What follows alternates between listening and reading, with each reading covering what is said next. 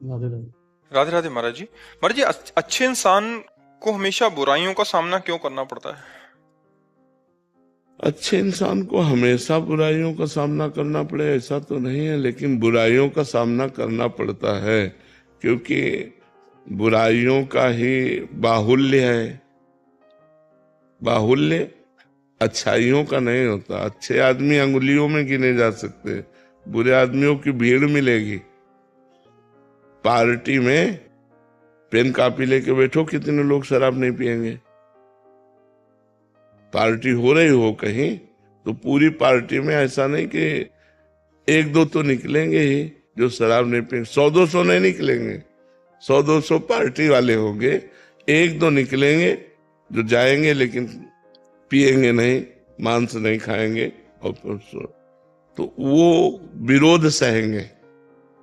जो खाते पीते हैं वो उनका उपहास करेंगे, देखो ये बड़े भगत बनते हैं, या ऐसे उपहासास्पद उसको बनाएंगे 4 लोग मिल करके। तो जो नहीं खाए पिएगा उसको उन बुराइयों का सामना करना पड़ेगा, उसको सहना पड़ेगा, उनका उपहास सहना पड़ेगा, औरों की द्वारा की गई निंदात्मक बातें सहनी पड़ेंगी। अच्छा आदमी बहुत कम है। हीरे की असली दुकान बहुत कम है, नकली बहुत ज्यादा होंगी।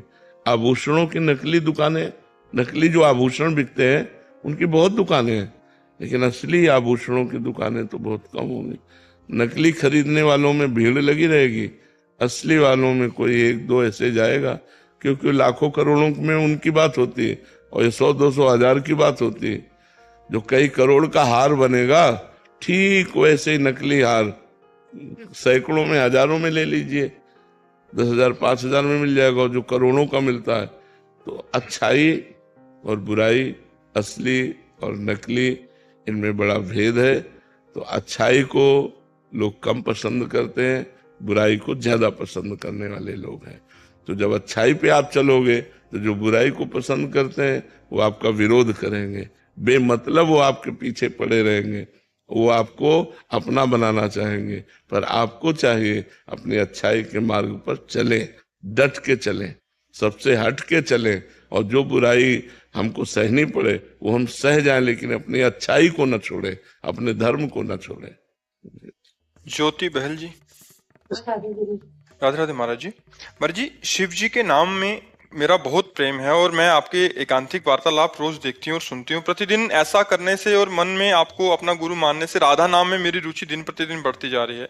मेरी जिज्ञासा है कि क्या ये झुकाव शिव कृपा का फल है या हाँ, बार बार शिव आपके सत्संग का? शिव शिव कृपा का फल है, शिव कृपा का फल है। भगवान शंकर जब कृपा करते हैं तो प्रभु में, प्रियाजू में प्रेम होता है।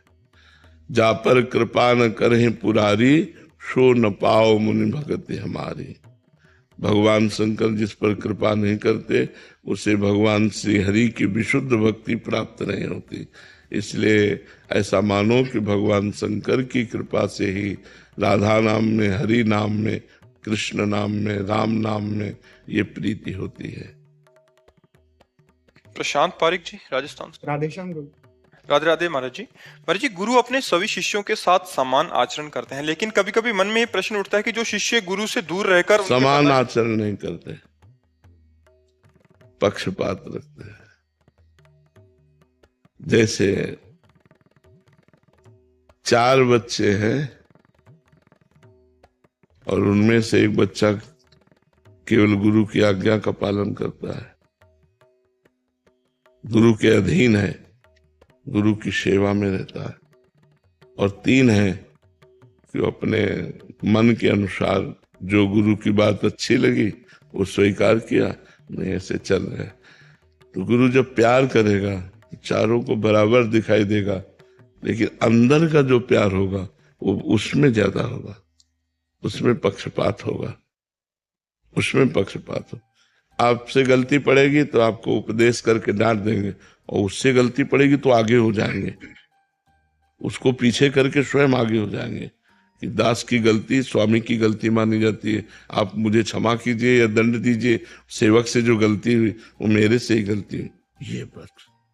ये पक्षपात ऐसा भगवान में भी देखा गया। भगवान को समदर्शी कहा गया है, लेकिन भक्तों के पक्षपाती कहा गया है। समदर्शी तो है ही, लेकिन वो लोक दृष्टि में, प्रेम दृष्टि में पक्षपाती हो जाते हैं, अपने भक्त का पक्ष स्वीकार कर लेते हैं। जय अग बध्यो व्याध जिमि बाली, सोई सुकंठ पुनि कीन कुचाली, सोई करतूति विभीषण केरी, सपने हो राम न तिनतन हेरी, जन अवगुण प्रभु मान न काऊ, दीन बंधु अति मृदुल स्वभाव। वही प्रभु इष्ट है, वही प्रभु गुरु है, तो वैसे गुरु में स्वभाव। अश्विनी शर्मा जी, राधे राधे महाराज जी। महाराज जी, बिजनेस और व्यक्तिगत जीवन में धोखा और तिरस्कार मिलने पर क्रोध आता है, पर कंट्रोल भी हो जाता है, पर इसे मैं शून्य पे कैसे ला सकता हूँ? नाम जब चल रहा है और बढ़ाते रहिए, इसी से यही औषधि है। एक नाम जप ही एक औषधि है जो बड़े से बड़े क्रोध और छल कपट प्रहार इन सब से हमको बचा करके सुरक्षित रखता है। आपका जो बुरा करे उसका भी भला करने की इच्छा उत्पन्न कर देता है नाम जप। आपका जो बुरा करे उसका बुरा ना करने की, उसका भला करने की इच्छा आपके अंदर जागृत हो जाएगी ईमानदारी से कि इसका भला कैसे हो। यही नाम जप का प्रभाव है। नाम जप में असीम सामर्थ्य है। जो अनंत महिमाशाली भगवान के सद्गुण है, वो सब सद्गुण नाम साधक में प्रकट कर देता है। भगवान में असीम क्षमता है, तो असीम क्षमता वाले भगवान को भी घसीट कर भक्त के हृदय में प्रकाशित कर देना, ये नाम का प्रभाव है। तो नाम ही से बढ़कर के नाम है, इसलिए हम नाम और बढ़ाएं और जपें, तुम्हारे अंदर आध्यात्मिक शक्ति बढ़ेगी और आध्यात्मिक क्षमता में ही इन काम क्रोध लोभ आदि को सहने की सामर्थ्य है। इसलिए खूब नाम जप कीजिए। बड़ी कृपा है भगवान की जो आप नाम जप कर रहे हैं और अध्यात्म में चल रहे हैं। जीवन की सार्थकता इसी में है, जीवन की सार्थकता है, इन भोगों की सार्थकता नहीं। खूब भोग भोग रहे हैं, मनमानी गंदे आचरण कर रहे हैं, रुपया पैसा सोचे कि हमारा जीवन बड़ा सुखमय। नहीं नहीं नहीं, पुण्यों के लाभ से आप ये सुख भोग रहे हैं, और जब आपके पाप का परिणाम आएगा तो सर्वनाश हो जाएगा। इसलिए उत्तम बुद्धि वाला वही है जो भगवान का नाम आश्रय लेकर सुख दुख को समान भाव से देखते हुए भगवत प्राप्ति की तरफ चले। काम क्रोध आदि दोषों को अपने कब्जे में करते हुए भगवान की तरफ चले, उनके कब्जे में ना हो जाए। काम क्रोध आदि के अधीन हो जाने पर हमसे पापाचरण हो जाता है, हिंसा हो जाती है, बड़े बड़े दोष हो जाते हैं। इसलिए उत्तम बुद्धिमान वही है जो भगवान का नाम का आश्रय लेकर इन विकारों को अपने अंदर ही अंदर सहन कर जाए, उनको अंदर ही अंदर नष्ट कर दे, वो विकार अपना प्रभाव न दिखा पावे।